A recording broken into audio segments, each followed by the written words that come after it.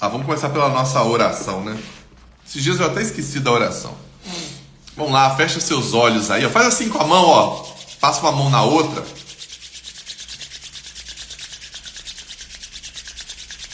Isso dá um esquenta, ó. Isso já dá energia. Esquenta a mão aí. Bom dia, Alzelita. I'm fine, Andréia. I'm great. Unbelievable. Gente, vamos lá. Senhor, meu Deus, muito obrigado, Pai, por mais esse dia. Obrigado por todos que estão aqui. Hoje, Senhor, nós vamos aprender como é que quita dívidas. E o Senhor já nos abençoa, então basta a gente plantar, basta a gente fazer a nossa parte e o Senhor faz a sua. Todos os dias o Senhor nos dá um sol, todos os dias o Senhor faz nascer um novo dia e o resto é com a gente, porque o maior dom o Senhor já nos deu, que é o dom da vida. E outra coisa que o Senhor disse foi o seguinte: pode pedir sabedoria que eu dou. Engraçado, né? Deus não falou pode pedir dinheiro que eu te dou, né? Deus disse, pode pedir sabedoria. Então, obrigado, Pai, por mais esse dia. Obrigado pelo Senhor nos dar sabedoria, nos dar inteligência para a gente lidar no dia a dia com os nossos desafios. Eu te agradeço, Pai, por tudo. Amém.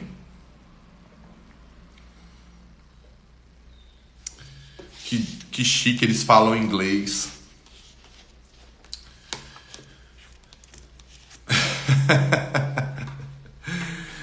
Gente, deixa eu contextualizar um pouquinho esse livro. Esse livro ele foi escrito. Eu não tenho. Deixa eu só voltar um pouquinho no tempo aqui.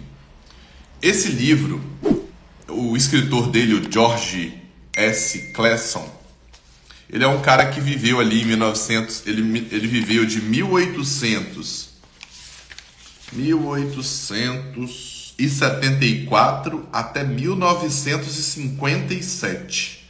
Ele viveu 80 anos. E ele foi um cara que escrevia panfletos, né, pequenas cartas, contando como as pessoas lidarem com dinheiro, como se fosse na época da Babilônia. Então ele viveu agora em 1900 e pouco. Pegou a Primeira Guerra, pegou a Segunda Guerra Mundial. Né? Já pagou a live? Quem mais pagou a live? Gente, tem um monte de gente de dívida. Você veio aqui aprender sobre dívida e já fica endividado comigo? Comigo você não precisa de ficar de dívida não. Não tem nem que fazer Pix. É só mandar para 10 pessoas. Manda para 10 pessoas e escreve aí, tá pago. Marcelo, já tá pago. Se você ficar com dívida comigo, vou jogar uma praga para você, hein? E aí, depois essas escritas, esses panfletos dele, essas cartilhas que ele distribuía em 1920, 1930, foram juntadas e virou esse livro. Tá? O Homem Mais Rico da Babilônia. Esse livro, ele é o livro que a maioria dos livros partem dele. A maioria dos livros que você vai ler sobre dinheiro partem dele. Assim como a maioria dos livros, de uma forma geral, partem da Bíblia. Assim como a maioria dos livros em geral partem do Pense em Riqueza. A maioria. Assim como a maioria dos livros partem... A maioria hoje dos gurus que a gente conhece são filhos do Jim Rohn, tá? Então esse livro aqui você vê que ele vai trazendo as coisas de uma forma, em forma como se fosse parábola, né? E o dia de hoje ele vai ser mais incrível ainda. Por quê? Porque quando foi em 1934, eles fizeram uma expedição para poder... uma expedição de arqueologia para ir até a Babilônia, para poder descobrir lá a Babilônia. Tá? E a Babilônia, ela tá até na Bíblia, tá, gente? Tem o... Quem gosta aí, se eu não me engano, é no livro de Daniel. Tá? Então o povo até hebreu foi escravizado, foi pego, foi levado para a Babilônia, né? Então quem gosta de Bíblia, tá na Bíblia também. Inclusive, tem se você for no YouTube e digitar assim, ó, Evidências, não é a música do Chitãozinho e Chororó, Evidências Babilônia. Você vai ver um vídeo do Rodrigo Silva, que é o pastor Rodrigo Silva, que é da Novo Tempo, que é da Adventista. Ele é arqueólogo explicando essas paradas da Babilônia. É muito interessante. Eu super indico. Joga Evidências Rodrigo Silva. Não é o Chitãozinho e Chororó, é Rodrigo Silva. Esse cara é um gênio e ele é arqueólogo, doutorado em 50 coisas, e ele traz a comprovação bíblica com a comprovação histórica, que eu acho sensacional. E aí, o que aconteceu? Em 1930 e poucos, os caras foram atrás de descobrir onde era a Babilônia. A Babilônia em si, ela não existe mais. Inclusive, até eu vi nesse programa, a Babilônia, ela foi tomada pelo deserto. Ela deixou de existir. Inclusive, a Bíblia conta onde era a Babilônia. Ela ficava ao lado esquerdo do rio Nilo, em tal lugar, assim, assado, sei das quantas. E os caras falaram, olha, isso aqui é conversa fiada da Bíblia. Porque a gente escavou lá e não era. Aí depois foram descobrir que o curso do rio mudou. O rio, ele passava, tipo assim, do lado esquerdo da Babilônia, depois ele passou, hoje ele passa do lado direito. E os caras escavaram e encontraram várias coisas da Babilônia. Entre essas coisas que foram encontradas da Babilônia, encontraram umas tabuinhas de argila. Olha que louco. As tabuinhas de argila. 5 tabuinhas de argila. Adivinha quem mandou, quem escreveu essas tabuinhas? O cara que a gente ouviu na história anterior, o Dabazir, o vendedor de camelos. O cara que, no episódio anterior, né, no dia 12, ele não tem a história que a gente ouviu dele? Essa história dele é verdadeira. Ele chegou a ser escravo, fugiu da Babilônia, virou ladrão, foi escravo. E nessas tabuinhas que foram achadas agora, 5.000 anos depois, em 1934... Ele contou a história dele e como ele saiu das dívidas. Quer saber como ele saiu das dívidas? E outra coisa, sair das dívidas de uma forma simples. Mais importante do que isso, porque eu sei que não é todo mundo aqui, tem 30 pessoas. Eu sei que não é todo mundo aqui que tem muitas dívidas. Tem gente que inclusive nem dívida tem. Mas a pessoa fica empatado no 0 a 0.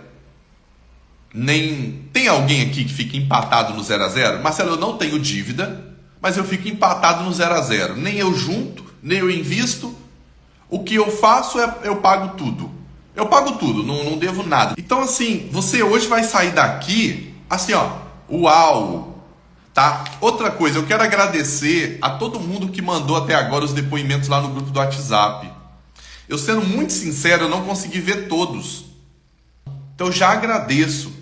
Então se você não mandou ainda, manda lá no grupo do WhatsApp o que essas, não o que esse livro, mas o que essas lives que você participa comigo já mudaram em alguma coisa na sua vida. Porque não é possível que a pessoa fique aqui comigo 1 hora, quase todo dia, e muitas de vocês tá todo dia. Não é possível que seja só porque você gosta desse rostinho bonito, esses olhos verdes que eu tenho. Não é verdade?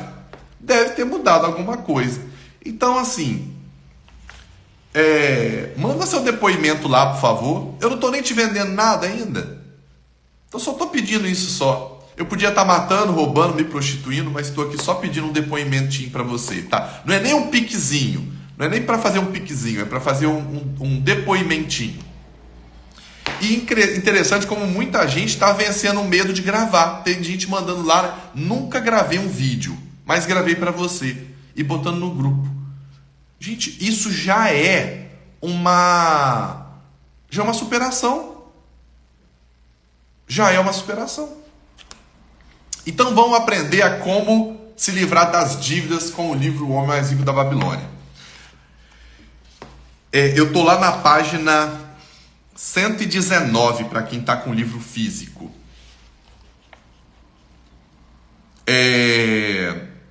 Ele começa assim, ó. É da Nottingham University. Olha aqui, ó. 1934. É uma carta. 21 de outubro de 1934. Professor Franklin Caldwell, responsável pela expedição científica britânica a Hilá, Mesopotâmia. Olha só. Caro professor, sua carta e as 5 tabuinhas de argila achadas durante sua recente escavação na Babilônia chegaram no mesmo barco. Aí deixa eu resumindo para poder a gente ir para o importante. Esse professor aqui, ele manda uma carta para o professor Franklin falando, olha, sua carta e sua expedição, suas tabuinhas chegaram ao mesmo tempo.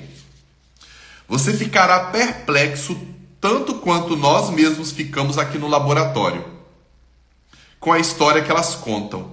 Em geral, esperamos que o impreciso e distante passado fale de romance e aventura, coisas como A Mil e Uma Noites, você sabe. Quando, em vez disso, esse mesmo passado revela os problemas enfrentados por um homem chamado Dabazi para saldar suas dívidas. Percebe-se que as condições que regiam o mundo antigo não mudaram muito nesses 5.000 anos. Não, e além de tudo, modesto, né, André? Super modesto. É estranho, mas essas velhas inscrições me passaram um trote, como dizem os estudantes. Sendo um professor universitário, sempre me julguei um pensador que detivesse um conhecimento prático a respeito de muitos assuntos. E então me aparece esse velho sujeito, saído dos mundos soterrados da Babilônia, oferecendo uma maneira de que nunca ouvi falar de resolver o problema de minhas dívidas e ao mesmo tempo andar com moedas de ouro tilintando em meu bolso. A senhora Shrewsbury, que é a mulher dele, e eu estamos planejando testá-la em nossos próprios negócios que poderão melhorar muito.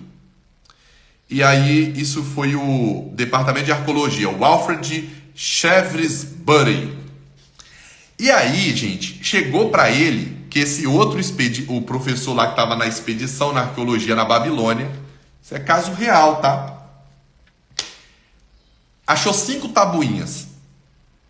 Quem escreveu as tabuinhas aí? A tabuinha era um pedaço, uma pedra de argila, que, se eu não me engano, devia ser queimada, né?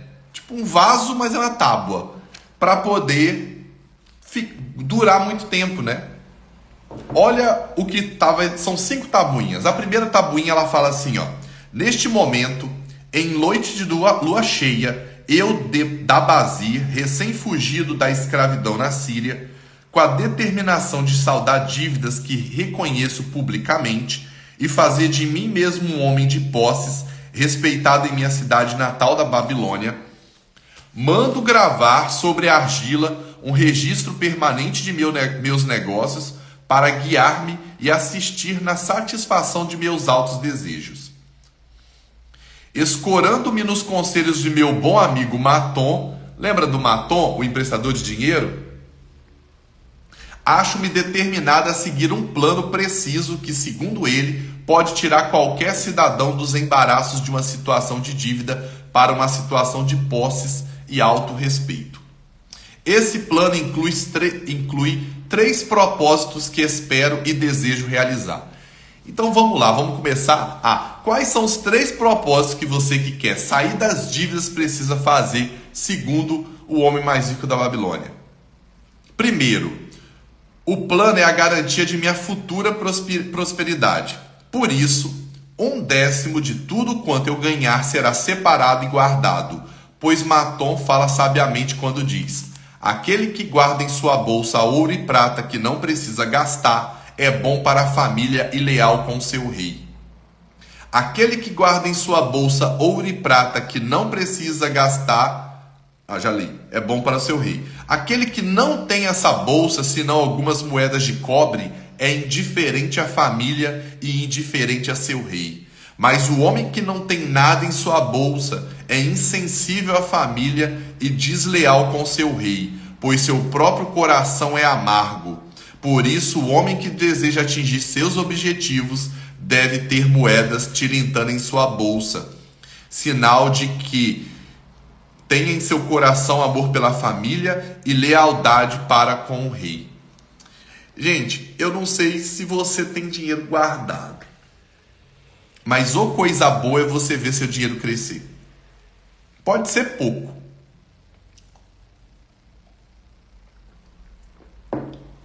Coisa boa é você ter dinheiro investido.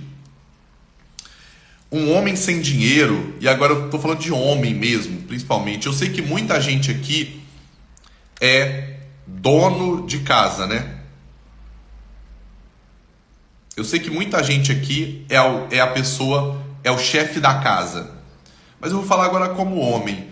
Um homem sem dinheiro, pelo menos eu, sem dinheiro, a gente se sente uma bosta, um nada.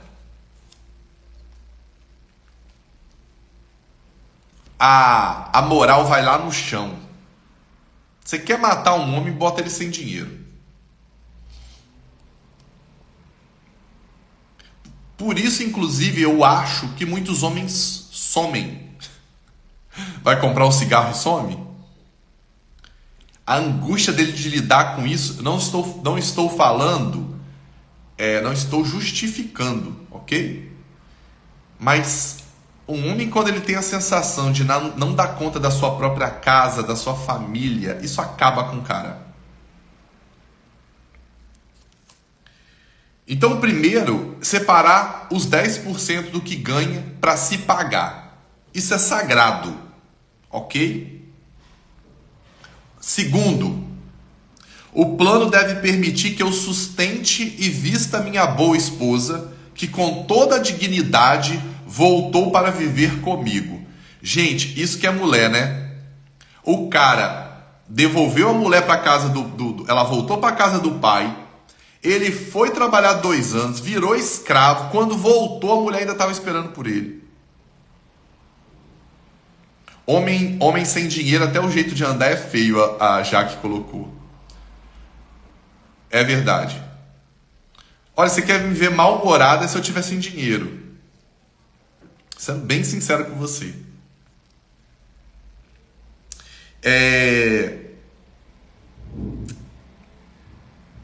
Então, o segundo plano é permitir que, pois Matom afirma que cuidar adequadamente de uma esposa leal confere alto respeito ao coração de um homem e propicia força e determinação a seus propósitos.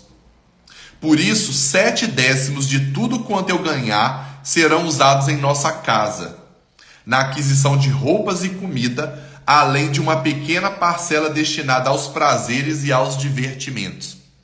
Então vamos lá. Do 100% que você ganha, 10% você se paga. Ah, Marcelo, mas não paga a dívida? Não, você se paga. 70% é para você viver. Pagar, viver. Comprar comida, vestida, moradia. Ah, Marcelo, mas 70% que eu ganho não dá para eu fazer isso. Espera aí que ele dá a solução aqui também. Tá? Por isso, 7/10 de tudo que ganha serão usados em nossa casa na aquisição. Mas é absolutamente necessário que não se gastem mais do que 7/10 nessas coisas. O sucesso do plano depende disso. Devo viver com essa parcela e nunca usar mais do que isso ou comprar o que esteja além desse limite. Marcelo, se hoje eu pegar 70% que eu ganho para o meu básico, não dá. Então eu vou te dar um conselho. Regride um pouquinho de vida. Vai para um aluguel mais barato, vai para uma casa mais barata, porque você está vivendo além da sua possibilidade. Talvez nem energia para você poder ganhar mais dinheiro você vai ter. Entendeu? Terceiro, aí vem a tabuinha 2. Terceiro, o plano deve garantir que meus ganhos tenham condição de salvar todas as minhas dívidas. Por isso, na ocasião da lua cheia, 2/10 de tudo que eu tiver ganhado serão divididos honrada e razoavelmente entre aqueles que confiaram em mim e a quem pedi emprestado. Assim, em seu devido tempo, todas as minhas dívidas estarão certamente liquidadas. Às vezes a pessoa fala assim, como é que eu diminuo o básico? Gente, tem coisas que não são básicas. Netflix não é básico, Spotify não é básico, Globoplay não é básico. Quantas coisas não são básicas? Muitas pessoas, elas não percebem R$10 que ela paga aqui, R$20 que ela paga ali. Então assim, até anotar aquilo que você gasta é muito importante. Porque quando você começa a anotar em que você está gastando,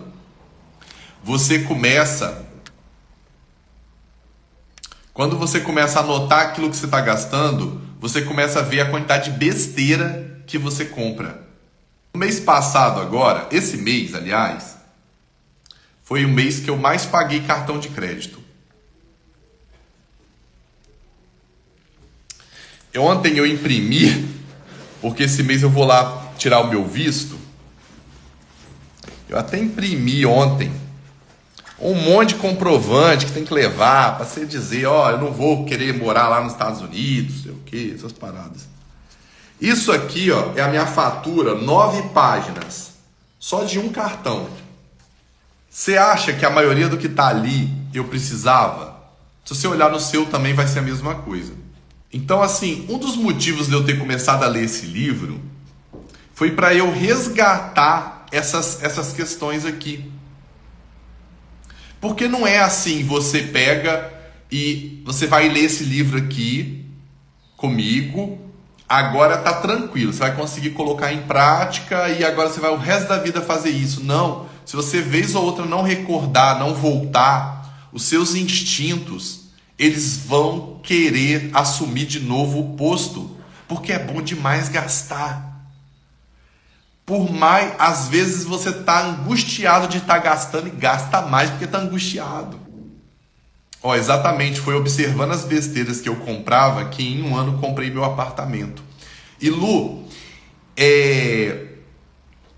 eu concordo com você. Eu estava pensando isso. Se eu tivesse feito uma dívida para poder comprar, por exemplo... Gente, eu não estou passando dificuldade não, tá? Só para ficar claro só, tá? Esse mês eu devo ter pago mais de R$20 mil de cartão, mas eu não estou passando dificuldade não, tá? Mas se alguém quiser fazer um piquezinho, fica à vontade. Mas só que é o seguinte, às vezes eu estava pensando assim, nossa, mas se eu for assumir uma parcela de um apartamento de R$5 mil é muito dinheiro.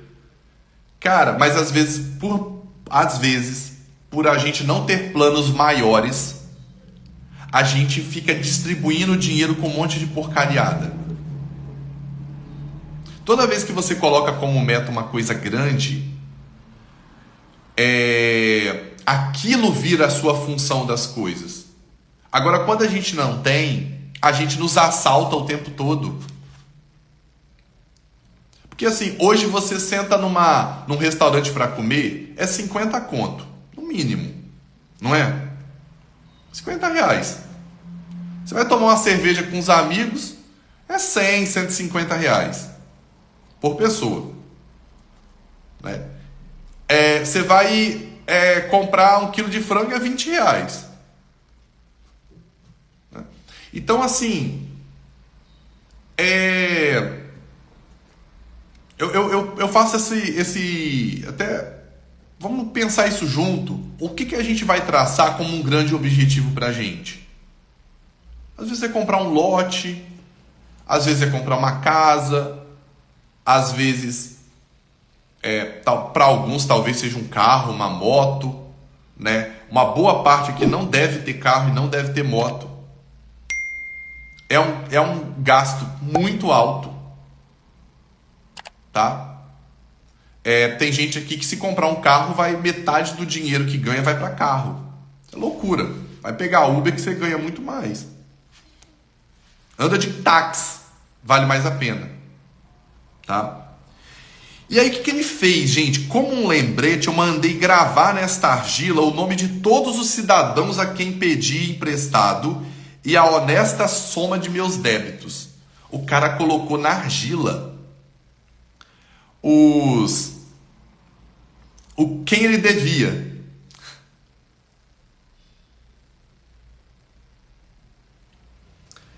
Faru, o tecelão, 2 moedas de prata, 6 de cobre. E ele foi colocando, ó, tá aqui no livro, ó, o nome das pessoas e a quantidade de dinheiro. Fica embaçado porque tá um filtro aqui. Tá tudo muito caro, mas o salário não aumenta. Isso é outra coisa que a gente tem que pensar. Se você é empregado, você vai ser massacrado agora pela inflação.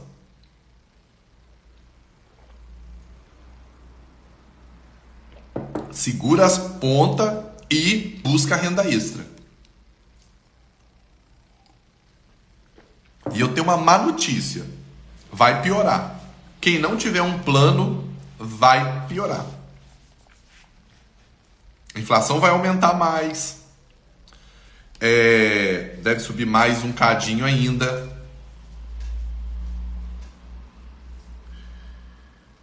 Agora teve uma diminuição na gasolina. Em ano de eleição, véspera de eleição. O governo vai gastar aí. Deixa eu falar um negócio com você. Ontem eu estava vendo isso. O governo vai gastar, não sei se é 30 ou 80 bilhões em auxílio caminhoneiro, R$1.000 por mês para 800 mil caminhoneiros.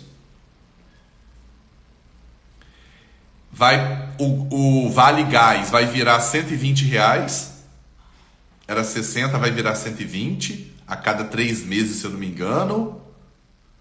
E mais um negócio que eu vi. Presta atenção numa coisa. Da onde que o governo tira dinheiro para pagar essas coisas? Gente, o governo é pobre. Quem tem dinheiro é a gente. Tem gente que fala, nossa, o governo está fazendo alguma coisa pelo caminhoneiro, dando R$1.000 para ele por mês de ajuda. Quem é que paga isso, você acha? Sou eu e você, filho. Com uma mão ele dá, com a outra ele tira. Porque o governo não é rico.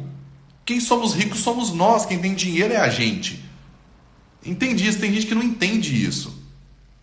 Dos nossos impostos, mas se hoje os nossos impostos já não dá para pagar tudo que eles pagam, hoje o governo, não sei se vocês sabem disso, ele tem uma dívida que ele vem enrolando ela com a barriga, que é de mais de 80% do que ele arrecada.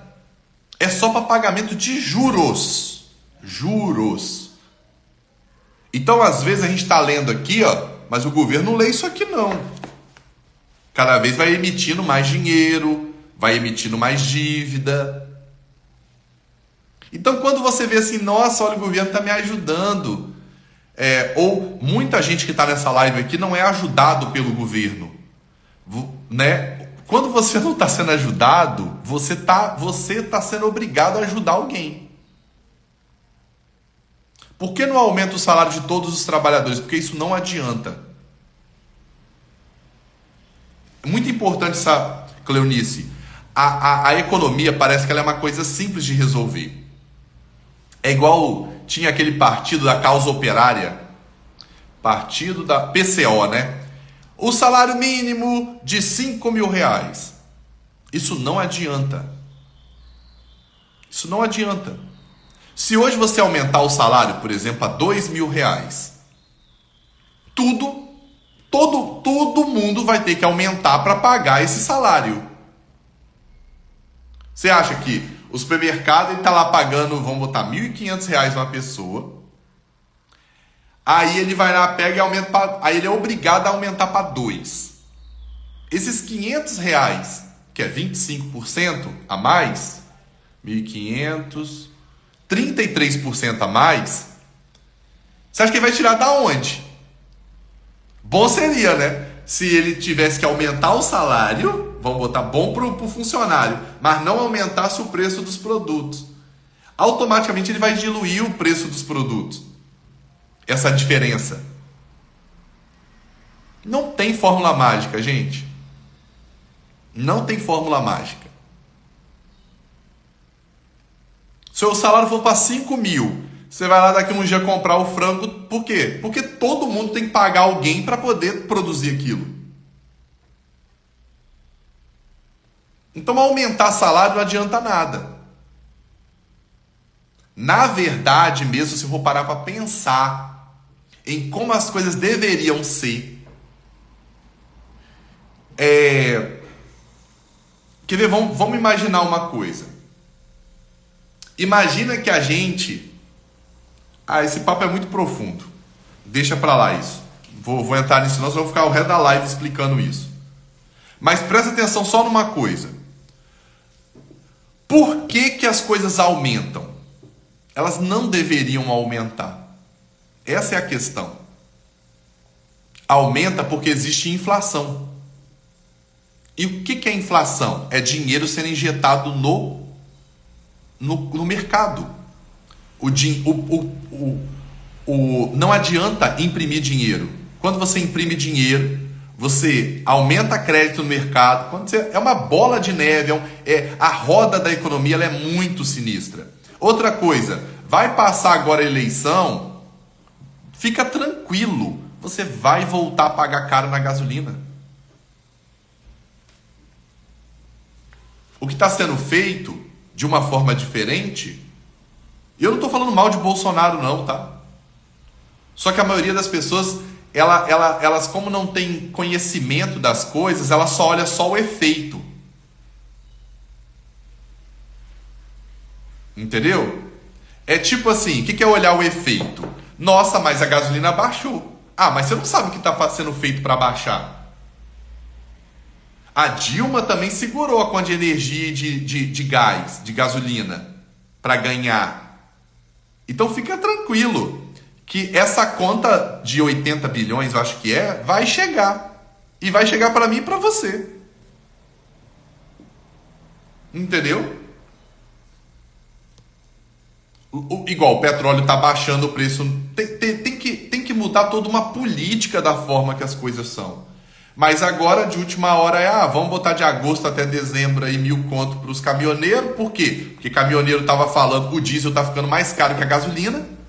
Caminhoneiro, se parar o Brasil, se eles pararem, o Brasil para, porque 70%, 80% de tudo que anda, que é transportado, é via caminhoneiro. Se os caras param, para o Brasil. Véspera de eleição, parar o Brasil, tchau Bolsonaro. Então, assim, não era para ter aumento de preço. Se o dinheiro não tivesse sendo... É difícil entender isso. Imagina que no mercado você tem 1.000 moedas de ouro e um monte de prata, mas não é... Isso, gente, já acontece há muito tempo. Antigamente, não sei se é importante trazer isso aqui, mas é só para você ter uma noção. Isso tudo é só para confundir nossas cabeças. Não é para confundir as suas cabeças. Isso tudo é porque o povo, a maioria deles, não é quem assiste as minhas lives, a maioria deles não tem noção de nada. Ele vai lá na gasolina, vai olhar que a gasolina baixou, Bolsonaro baixou a gasolina. Baixou a gasolina com o meu e o seu dinheiro.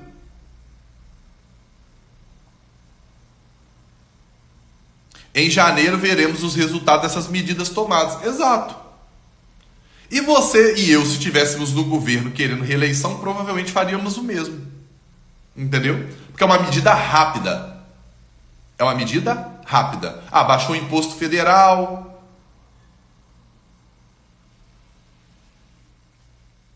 Entendeu? Então, uma outra hora, me lembra isso. Quiser, eu mando isso lá no grupo do WhatsApp, um áudio explicando isso. Mas lá em há uns 1000 anos atrás, 1000 anos antes de Cristo, teve um cara que fez a mesma coisa. A moeda era de prata.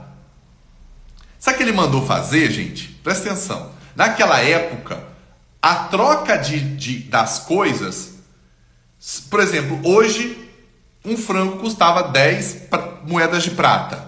Amanhã também, daqui um ano também. Porque você não aumentava a quantidade de dinheiro que estava circulando. Aí teve um cara que teve a seguinte brilhante ideia. Ele falou assim, vamos fazer o seguinte. Agora vamos diminuir em 10% o tamanho da moeda. Mas aí adivinha o que aconteceu quando ele foi lá e diminuiu em 10% o tamanho da moeda? Automaticamente, aquilo que você comprava com 10 moedas, você passou a ter que comprar com 11, porque ninguém é bobo. Entendeu? A Argentina, ela tá se lascando toda. A Argentina tá querendo pegar agora e segurar preço em prateleira. Esse pessoal vai virar Venezuela. Não funciona assim. A economia não funciona desse jeito. Lembra dos fiscais do Sarney? Não funciona. O que aconteceu com as coisas no mercado? Elas sumiam. As prateleiras ficavam vazias. Por que muita gente... Tem muita gente que nem sabe por que até hoje faz compra inteira de supermercado. Tem pessoas que todos os meses, no final do mês ou início, assim que recebe, vai lá e enche 3 carrinhos de supermercado. Por quê? Porque na época da inflação, se você não comprasse hoje, amanhã seu dinheiro já valia menos.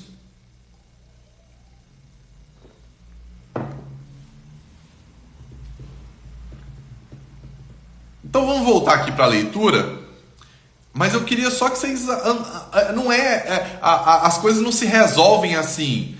Por exemplo, é a mesma coisa que seu filho virar para você e falar assim, ô mãe, eu acho que eu estou ganhando pouca mesada. Por que você não aumenta então a mesada dele? Entendeu? Não é simplesmente aumenta o salário. Aumenta o salário é uma reação em cadeia. Quando a gasolina aumenta, o que acontece com tudo? Tudo tem gasolina. Porque tudo tem que ser transportado. Tudo fica mais caro. Entendeu? A inflação ela está pegando até os Estados Unidos. 9%, se não me engano, está a inflação nos Estados Unidos. Nunca teve assim. Já teve já a inflação disso, mas eu acho que foi em 94, sei lá. Entendeu? E vai... Bom, não vou falar disso agora não. Vamos embora. Então o cara pegou, voltando aqui, ele escreveu todo mundo que ele devia. Devo a esses credores um total de 119 moedas de prata e 141 moedas de cobre. Prezo tais compromissos, não vendo como pagar em minha loucura, permiti que minha esposa voltasse para o pai, enquanto eu mesmo deixava minha cidade natal, somente para encontrar desgraça e ver-me degradantemente vendido como escravo. Por isso, agora que Matom me mostra como posso salvar minhas dívidas a partir de pequenas somas tiradas de meus próprios ganhos, percebo com clareza a grande extensão de minha loucura ao fugir das consequências provocadas por minhas extravagâncias. Por isso, visitei os meus credores e expliquei-lhes que não tinha outros recursos para pagar-lhes senão minha capacidade para ganhar dinheiro, e que eu tencionava destinar 2/10 de tudo o que ganhasse para a amortização das dívidas. honesta e periodicamente. Então, o que ele separou aqui? 10% é para você se pagar. Isso é dinheiro seu, você vai guardar. 70% você vai viver. O seu custo de vida ele não pode ficar maior do que 70% do que você ganha. E 20% que sobrou, você vai usar para poder pagar suas dívidas. E aí o que ele fala? Procura todos os seus credores, anota todo mundo que você deve, procura os seus credores e fala que você vai pagar um a um. Marcelo, mas os meus credores são banco, cartão de crédito. Como é que eu vou lá buscar eles para poder conversar isso? Gente, se você vem enrolando, pagando o mínimo há mais de 3, 6 meses, eu vou te dar um toque aqui. Dos dois, um. Ou você arruma uma dívida barata com alguém que possa te emprestar para você liquidar isso e pagar aos poucos essa pessoa, com juros baixos, muito baixo. Ou você tem que decretar calote. Porque você não vai conseguir pagar. Não se consegue pagar quem cobra 10% ao mês. Você não vai conseguir pagar. Ou você tem que vender alguma coisa e quitar. Vê o que você não usa na sua casa e quita. Porque o que acontece? Essas dívidas são dívidas que dá 300% ao ano, 400% ao ano. Você pegou 10 mil, vai virar 40 depois de um ano. Não adianta.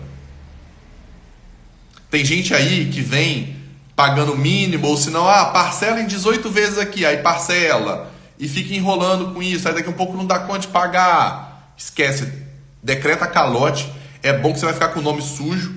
Uma pessoa com o nome sujo, ela se protege dela mesma. Você não consegue fazer dívidas novas.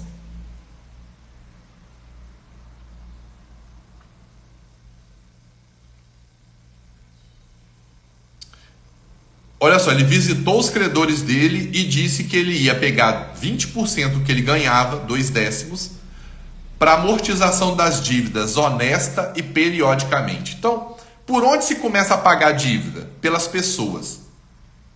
Banco fica por último, cartão fica por último, começa a pagar as pessoas.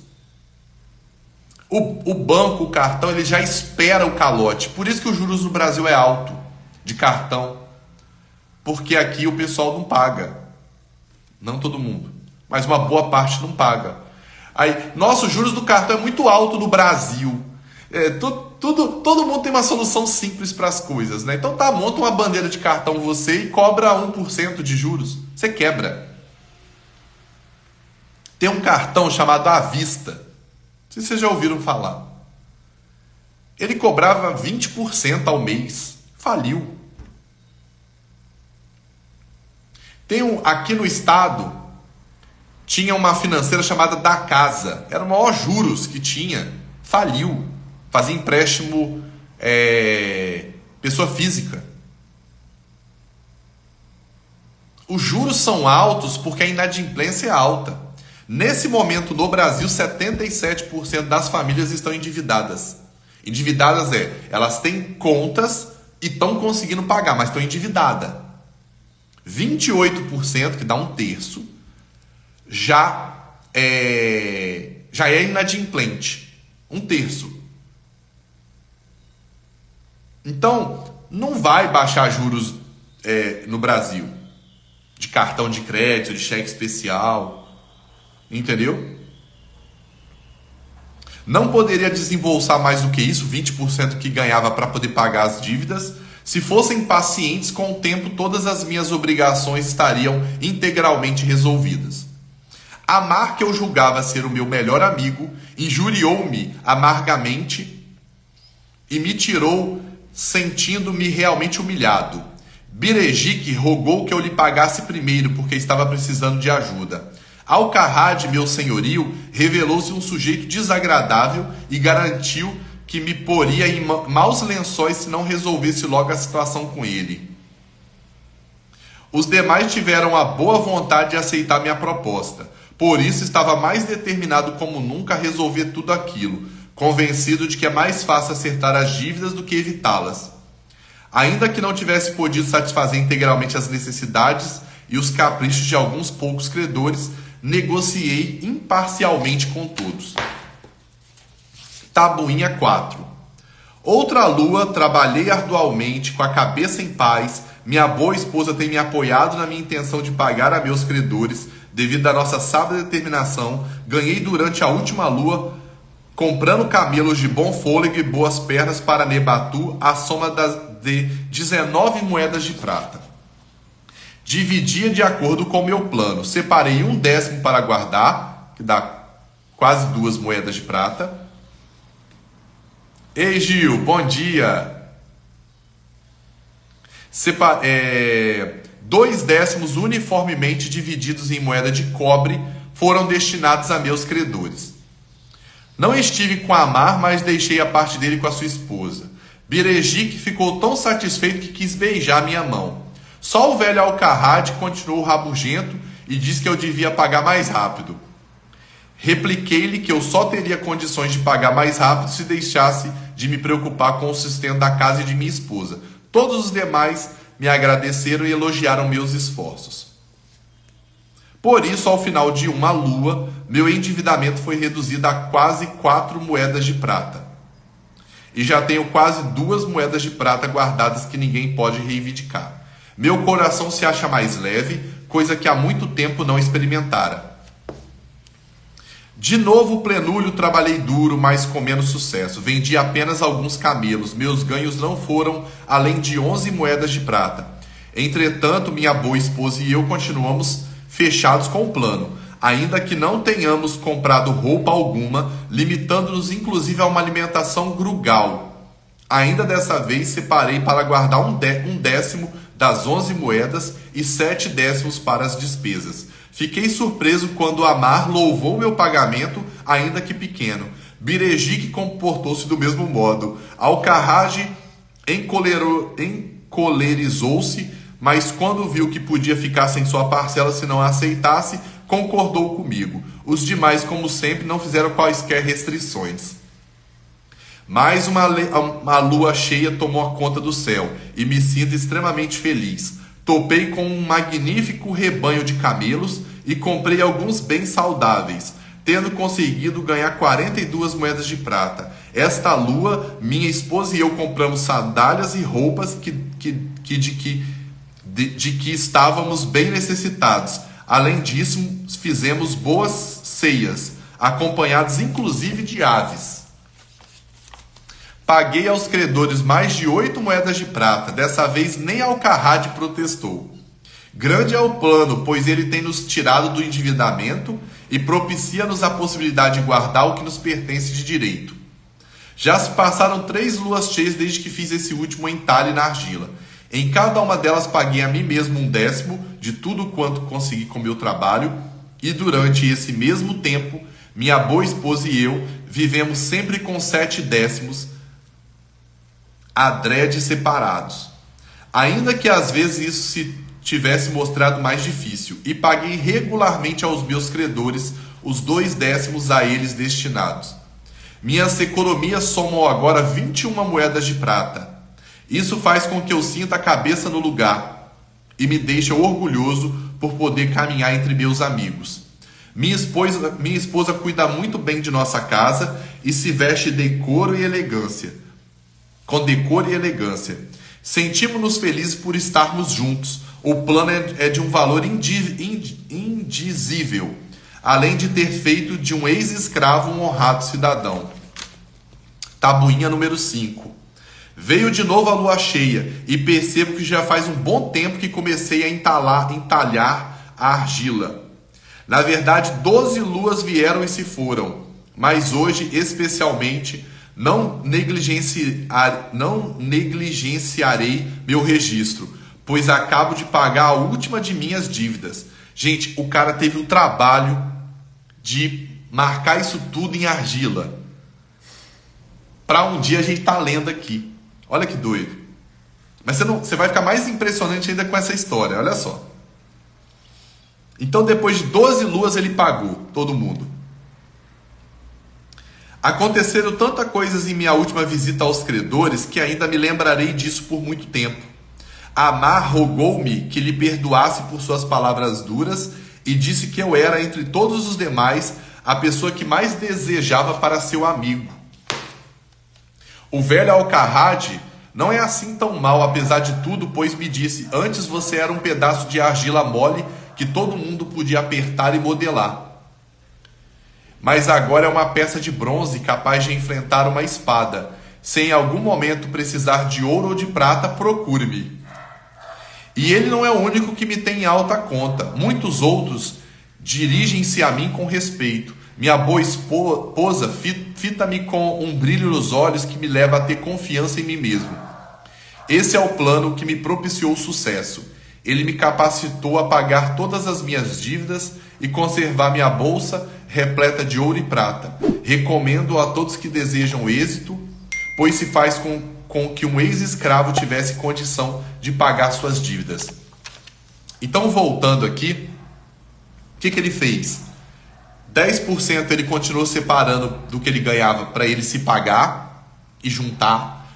70% ele viveu e 20% ele passou a pagar as dívidas. Ok?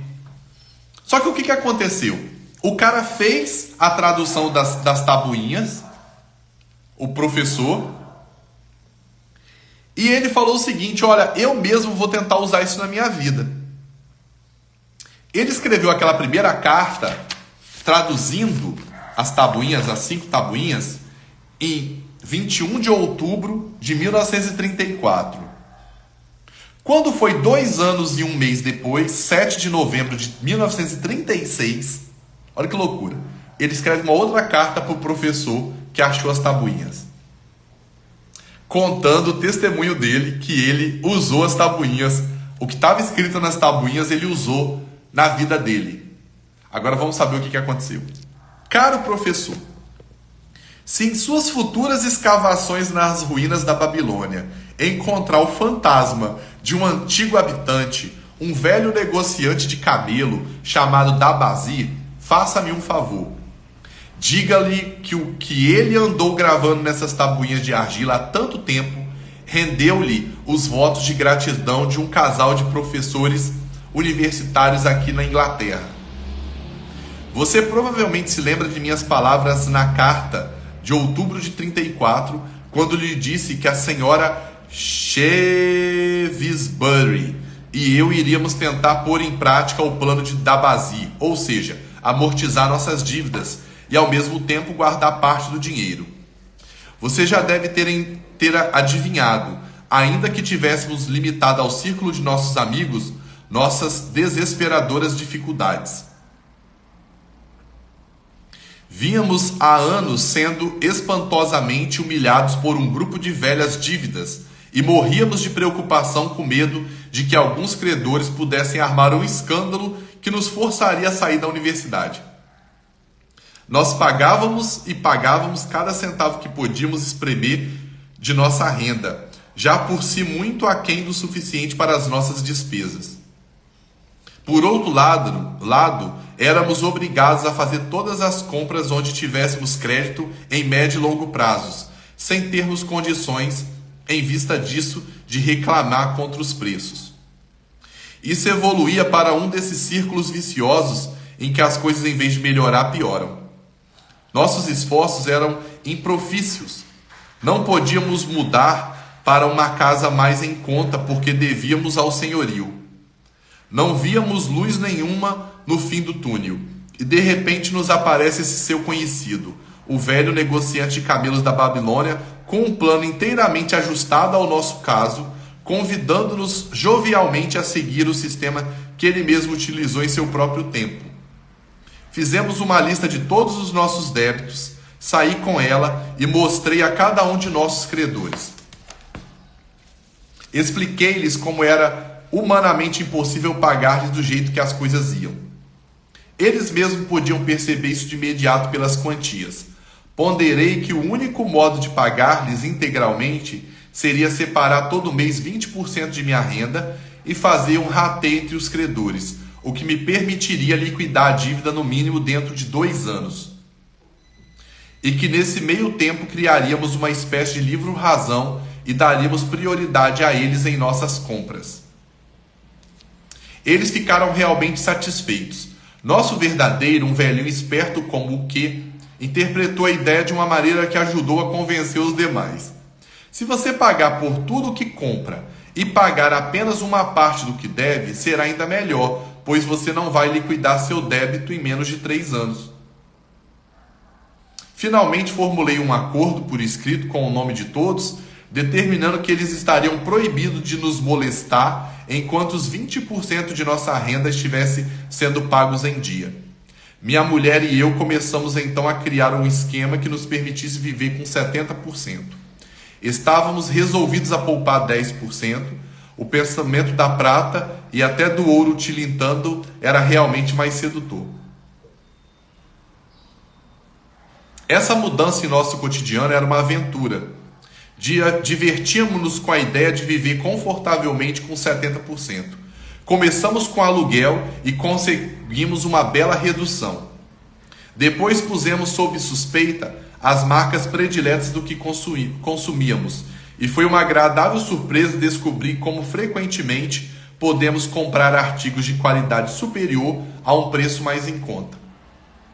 Para encurtar a história, não foi nada difícil tomar essas resoluções. Levamos o plano adiante com muita alegria ainda por cima.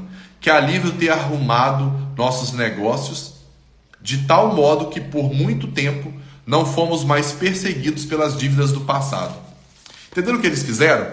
Eles chegaram em cada um, negociaram e falou: a partir de hoje eu não te pago mais. Aliás, a dívida zerou aqui, ó, parou aqui.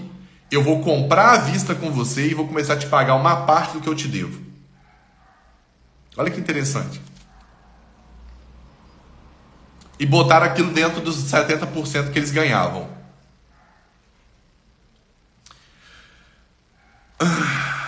Para resumir, para a gente acabar aqui a história.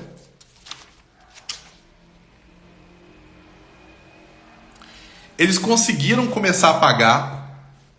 Eles viram que ia demorar 2 anos pagando separando 20% por mês para pagar. Começaram a juntar dinheiro. Começaram a falar: depois que a gente acabar de pagar esses 20%, a gente vai. Aí eles passaram a fazer o seguinte: 10% do que eles ganhavam já ia já para um fundo de investimento.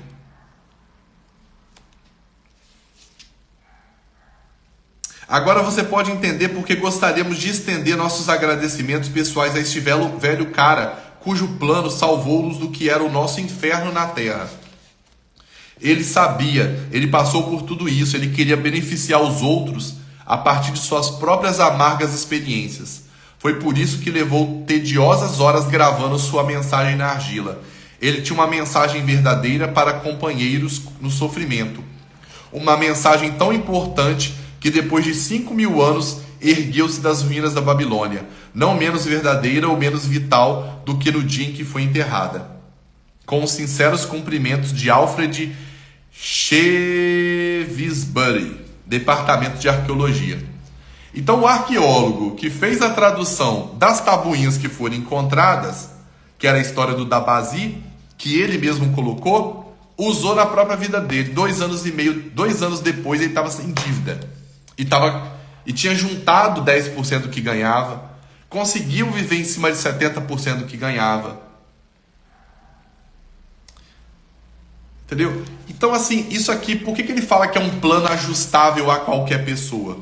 Porque como nós estamos falando de percentual, se você ganha 10 mil, 10% é R$1.000. Se você ganha R$1.000, 10% é R$100. Você vai fazer dentro da sua própria condição. O que vocês acharam dessa história de hoje? Gostaram? Imagina, gente, que encontraram isso 5.000 anos depois. E agora a gente está lendo isso, sei lá, quase 100 anos depois que foi escrito. 80 anos, né? E ainda é válido. Qualquer pessoa que pode colocar em prática. Quem a partir de hoje vai procurar viver com 70% que ganha? Totalmente aplicável, gostei, muito interessante, vou começar hoje. Total, né? Clareou a mente. Agora sim aprendi como controlar minhas dívidas e poder comprar à vista. Exato, Maria Paiva. Praticável por qualquer pessoa. Exato, Helena. E às vezes você vira e fala assim, mas eu não consigo viver com 70% do que eu ganho. Então você tem que fazer duas coisas. Tem que aumentar o que você ganha, ou você vai ter que cortar algumas coisas. Eu, Marcelo, já guardo o meu dinheiro, pois a pandemia eu aprendi que não preciso de muito para viver. Depois, mais para frente, se eu não me engano, ele vai falar sobre o que fazer com esses 20% quando você para de pagar as dívidas. Quando você acaba. Só compro à vista agora. O interessante é que quando você compra uma coisa à vista, vamos supor, você vai comprar, sei lá, vou dar um exemplo aqui, esse ring light. Aí custa R$200. Você vai comprar à vista, você pensa 100 vezes se você precisa dele, se você realmente precisa desse tamanho. Você pesquisa preço. Quando você divide em 10 de 20, é R$20. Aí você vai olhar no seu cartão de crédito, tá lá. Parcela 5 de 12, 4 de 12, 10 de 12. Ou seja, se o seu cartão ele bater um valor muito alto, não vai ser essa mudança que você vai fazer agora que vai ficar ainda mais 4, 6 meses, 8 meses para frente. Você enrolado para você conseguir pagar. De uma certa forma, fui educada pelos meus pais a ser assim, guardar sempre um pouco, ter uma reserva. Muito bom levar isso para a vida e passar essa live de hoje para os meus filhos. Legal, né? Gente, então, eu fico por aqui. Hoje eu tenho muito trabalho para fazer. Semana que vem a gente vai estar fazendo uma semana de imersão, tá? Eu queria até aproveitar, se tem aqui alunos da comunidade Apassote, que vocês pudessem mandar depoimentos pra gente. Pode mandar quem tá lá no meu grupo do WhatsApp, pode mandar lá mesmo o depoimento, tá? Ou manda no meu privado, né? O que a comunidade Apassote fez de diferença para você, o que os treinamentos, como que você pensava, como que você pensa agora, que a gente vai usar alguns desses depoimentos na próxima semana, tá bom? Então a gente vai para lá para poder organizar agora o que vai ser apresentado na semana que vem, o nosso cronograma e tudo, tá bom? Então, quem puder mandar, eu fico muito feliz. Como é que você manda? Você vai lá e grava primeiro o vídeo, depois você envia.